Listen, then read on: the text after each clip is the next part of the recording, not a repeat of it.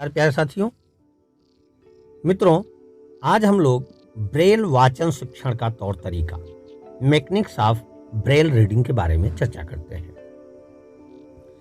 देखिए, Braille reading कराते समय शिक्षक को मेज या डेस्क की दूसरी ओर बच्चे के सामने बैठना चाहिए, जिससे वह बच्चे की उंगलियों का संचालन सुगमता से कर सके। वाचन सामग्री को समतल सतह फ्लैट सरफेस पर रखनी चाहिए। बच्चे की उंगलियां ढीली व तनाव मुक्त रहनी चाहिए। बड़ा अच्छा होगा कि वाचन से पूर्व उसको अपने हाथ धोने की सलाह दी जाए, जिससे पसीना या धूल आदि पड़ने में बाधा न पड़े, कोई बाधा न आए उसमें। अंगुलियां कागज की ओर कुछ मुड़ी हुई कर्व्ड होनी चाहिए। शिक्षक बच्चे के दोनों हाथ धीरे से पकड़कर उसकी उंगलियों को हल्के से बाएं से दाईं ओर उभरी हुई पंक्तियों पर ले जाएं। इस बात का पूरा जोर दिया जाए कि कम से कम शुरू में तो बच्चा अपने दोनों हाथों का प्रयोग करे और इस आदत में कोई ढील शिक्षण के दूसरे वर्ष की समाप्ति तक न दी जाए, अर्थात यह आदत शिक्षण के 2 वर्ष तक चलनी चाहिए। शुरू में बच्चा अपने दोनों हाथों की 2 या 3 उंगलियों का प्रयोग करना पसंद कर सकता है और बाद में कम उंगलियों का प्रयोग कर सकता है। उसे इस बात की स्वतंत्रता दें, तो जैसे चाहे पढ़े। गति से पढ़ने के लिए बच्चे को प्रोत्साहित करें। वह अपने बाएं हाथ को पंक्ति के शुरू के आधे हिस्से तक ले जाएं और फिर उसे वापस अगली पंक्ति के आरंभ में ले आएं।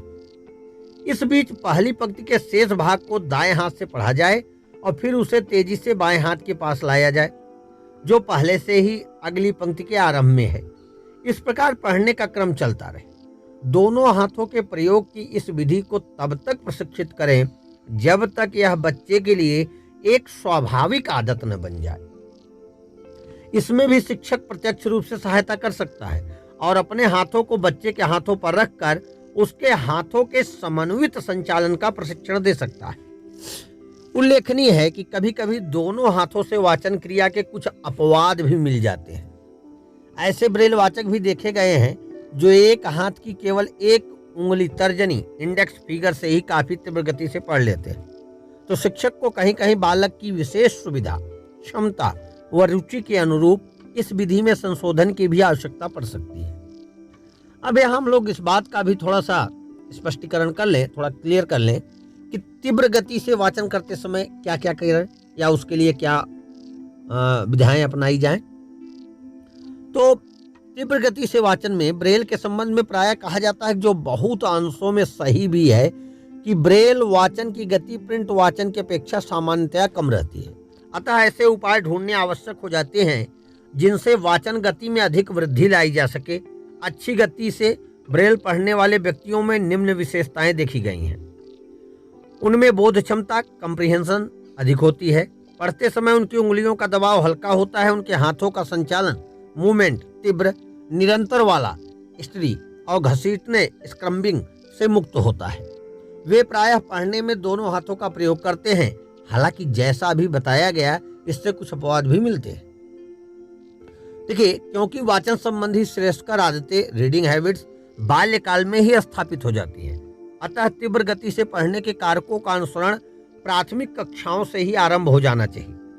वाचन में पर्याप्त रुचि, सही अनुप्रेरणा, मोटिवेशन और तनाव मुक्त वातावरण इस संबंध में महत्वपूर्ण कारक है। तीव्र वाचन संभव बनाने के लिए कुछ महत्वपूर्ण सुझाव हम लोग नीचे की साइड भी देख सकते हैं। जैसे बच्चे के मन में ब्रेल में सभी नकारात्मक धारणाओं को आरंभ से ही दूर किया जाए और उसे यह समझाया जाए कि ब्रेल उसके लिए प्रिंट जैसा ही एक महत्वपूर्ण विकल्प है। उपयोगी होगा यदि ब्रेल अच्छा पढ़ने वाले ऊंची कक्षा के बच्चों को छोटे बच्चों से परिचित कराया जाए। तीव्र और समन्वित हस्त संचालन, हैंड मूवमेंट का प्रशिक्षण शुरू से दिया जाए। पृष्ठ तेजी से पलटना और नए पृष्ठ पर यथास्थान हाथ रखना भी सिखाया जाए। कागज पर उंगली घसीटना या ऊपर नीचे ले जाना, बार बार पंक्ति पर वापस आना जैसी हानिकारक क्रियाओं को रोका जाए। आरंभ से बच्चे को दोनों हाथों की 2 या अधिक उंगलियों का प्रयोग प्रशिक्षण दिया जाए। अक्षर बिंदु रटने की प्रवृत्ति पर रोक लगाई जाए। मौन वाचन, साइलेंट रीडिंग करते समय मुंह से धीरे धीरे बोलने, सब वोकलाइजेशन को रोका जाए, बच्चे के पढ़ने की गति और बोध को समयबद्ध किया जाए, अर्थात यह देखा जाए कि वह कितने मिनट में कितने शब्द बोध के साथ पढ़ लेता है और अच्छे प्रदर्शन पर उसे पुरस्कृत भी किया जाए, जिससे वाचन के प्रति उसकी रुचि बढ़ेगी। शिक्षक कभी कभी बच्चे से थोड़ा आगे पढ़े और बच्चे को शिक्षक की गति तक पहुंचने के लिए प्रोत्साहित किया जाए, अथवा बच्चे को कंठस्थ किए हुए पाठ को पढ़ने के लिए थोड़ा सा प्रोत्साहित किया जाए, जिससे आगे बढ़ें और छात्र की गति अध्यापक की गति से समतुल्य होने लगे। कुछ वर्ष पहले तीव्र वाचन प्रशिक्षण के कुछ प्रयोग एक्सपेरिमेंट भी किए गए हैं। संयुक्त राज्य अमेरिका में 2-2 सप्ताहों की कार्यशालाएं आयोजित की गईं। इन कार्यशालाओं में प्रतियोगियों या प्रतिभागियों को निर्देश दिया गया कि वो तेजी से हस्त संचालन करते हुए 1 मिनट में बिना कोई अक्षर छोड़े अधिक से अधिक शब्द पढ़ लें। यह महत्वपूर्ण नहीं था कि वे पढ़े हुए शब्दों का अर्थ समझ रहे हैं या नहीं, केवल अपने हाथों का समन्वित संचालन या ध्यान रखते हुए करना था कि कोई भी अक्षर उनसे न छूटे। मौन वाचन पर जोर दिया गया था। यह प्रक्रिया प्रतिदिन 15 से 20 मिनटों के सत्र में लगभग 2 घंटों तक चलती थी। इसके बाद वाचक से कहा जाता था कि वह अपने शब्दों को पहचानना भी शुरू करे, पर उसे तीव्र गति से हस्त संचालन की क्रिया में कोई शिथिलता नहीं आने देनी थी। इस प्रकार कुछ दिनों तक निरंतर अभ्यास के बाद प्रतिभागी अधिकाधिक वाक्यांशों और पूरे वाक्यों को भी अर्थपूर्वक तेज गति से पढ़ने लगे थे। शर्त बस केवल यह थी कि वे हाथों को संचालित करने में कोई ढील न आने दें। प्रयोगों से पाया गया कि वो बोधपूर्ण वाचन की गति से पहले की अपेक्षा 2 या 3 गुना अधिक पढ़ जाती थी।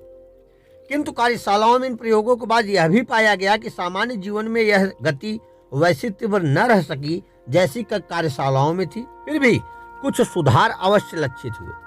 हमारे देश में अब तक इस प्रकार का कोई प्रयोग नहीं हुए हैं और अमेरिका में भी इस प्रयोगों को अब तक बहुत वैज्ञानिक उपयोगी नहीं माना गया है।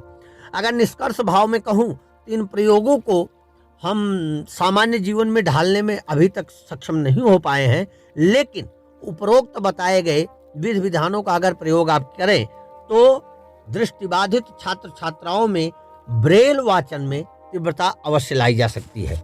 आशा है आपको समझ में आया होगा। धन्यवाद।